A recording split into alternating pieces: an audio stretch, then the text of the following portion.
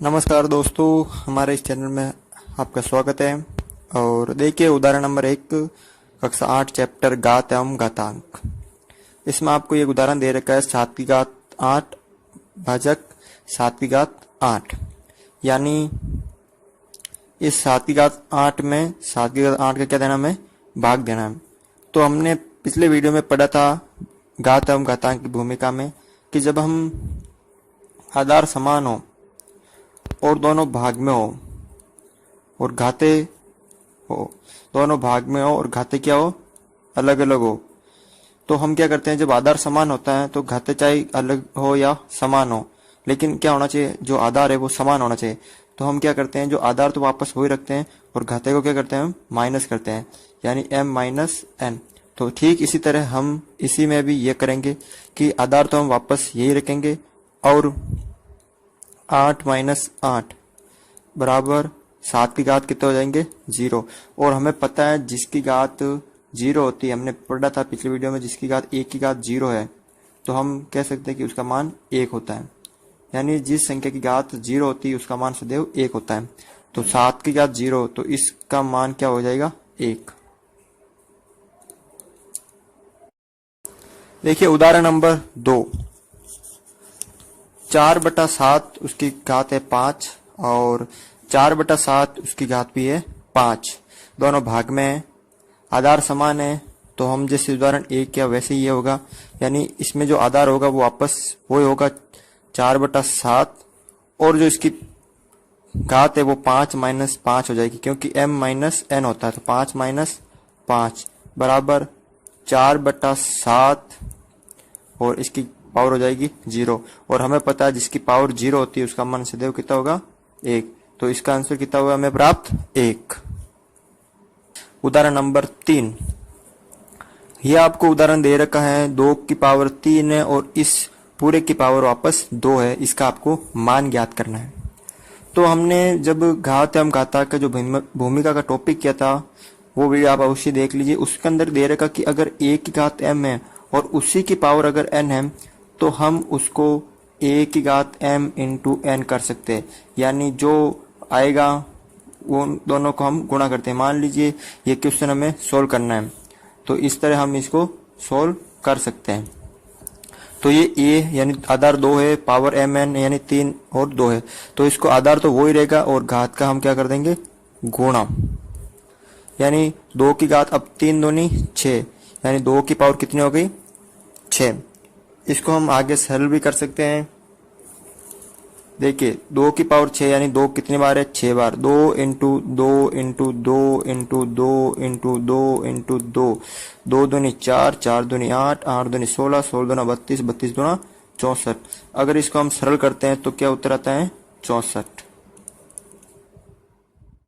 देखिए उदाहरण नंबर 4, निम्न को सरल कीजिए। इसमें आधार देखिए 5/7 है और इसमें 7/5 है। तो हम क्या करते हैं, इसको 5/7 यानी 5/7 वो कितनी बार है, 4 बार।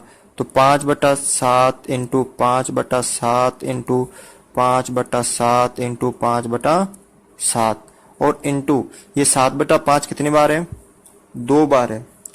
तो हम इसको लिख सकते हैं 7/5 इंटू 7/5। ये देखिए ये 5 से ये 5 कट हो गया और ये 5 से ये 5 और ये 7 से ये 7 और सॉरी ये 7 यहाँ पर और ये 7 से ये 7।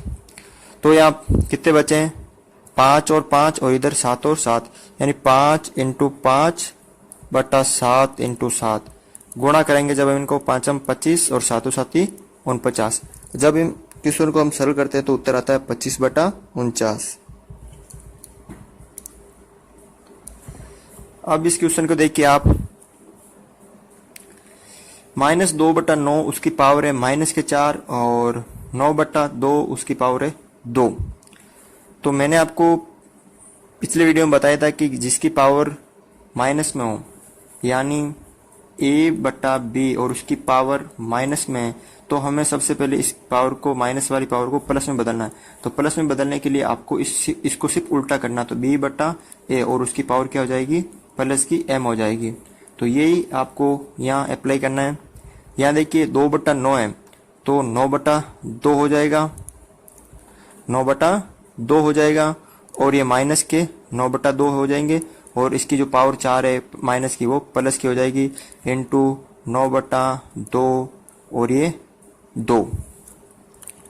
अब आप देखिए इसको सरल कर सकते हैं, डायरेक्ट भी सरल कर सकते हैं इसको, यानी माइनस के 9/2 कितनी बार है, 4 बार। अब आपको याद रखना है कि अगर कोई संख्या माइनस में दे रखी है, ये काफी बार पूछा गया है कि ये संख्या माइनस में दे रखी है, चाहे कोई संख्या माइनस में दे रखी है और उसकी पावर अगर सम संख्या हो, उसकी पावर क्या हो, सम संख्या, तो जो उत्तर आएगा वो हमेशा प्लस में आएगा।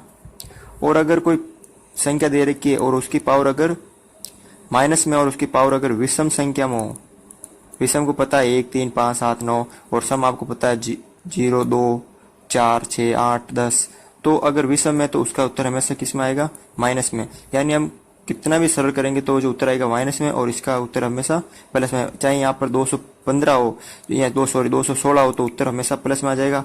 मान लीजिए ये एक संख्या है और माइनस की 25, और जब इसको हम सरल करते हैं यानी यहाँ इसकी 216, अगर हम इसको सरल करेंगे यानी 25 को कितनी बार लिखना है, 216 बार, यानी माइनस के 25 को कितनी बार लिखना है, 216 बार, तो उत्तर जो आएगा वो हमेशा प्लस में आएगा, क्योंकि ऊपर क्या है यहाँ पर सम है, तो यहाँ उत्तर जो भी आएगा प्लस में।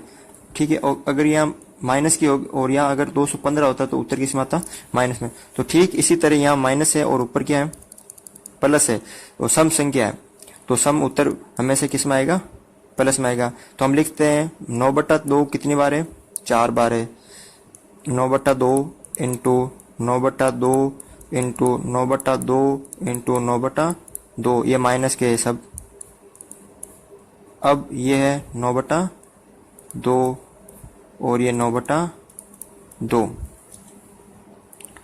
इसको आप सरल कर सकते हैं। जब ये देखिए ये 2 माइनस माइनस प्लस हो जाएंगे, ये माइनस माइनस प्लस हो जाएंगे, यानी 9 कितनी बार हो गए, 6 बार।